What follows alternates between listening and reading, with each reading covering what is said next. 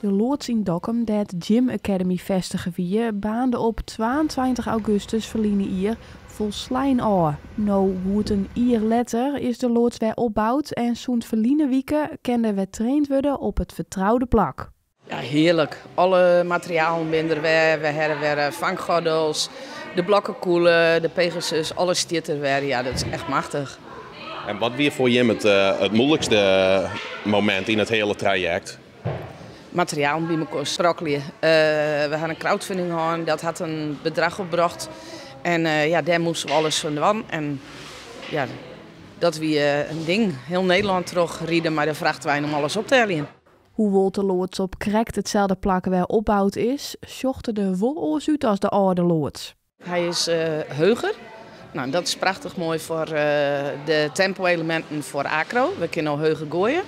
En daarna is de indeling oors, de kantine en de kleedkamers en dat soort dingen ben al hierboven. Dus dat mochten we zelf mee indelen. Dus onder kunnen we maximaal benutten. Ook de leden die binnen enthousiast over het nieuwe gebouw. De ruimte, het is lekker hoog. Want in de Fonteinkijk hadden we bijvoorbeeld, we konden niet op de hele vloer gooien.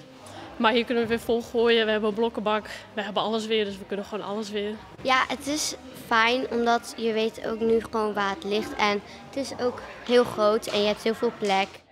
De opening van het gebouw wie van Wilma extra bijzonder, om ze verrast waard met een spjeldje. Een aantal coaches en ouders die hier ergens jet hoe lang het glas joeg. En toen vonden ze het nodig om me in Cincy te zetten. Dus ik heb een speeltje kring van KNGU, van de Turnbond. 40 jaar trainster. En alle cadeaus van de leden. Dus ja, prachtig. Hoe wolt het een periode wie dat een soort regelen worden moest, zocht Wilma doch bij een positieve blik waarom op deze tijd. Het hoeft net nog een keer. dit wie mooi zo.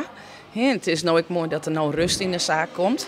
We hebben vanmorgen nog weer wat materiaal uit het cirkel teruggebracht. En ja, dus die rust is mooi, maar we zijn wel een heel hecht team worden.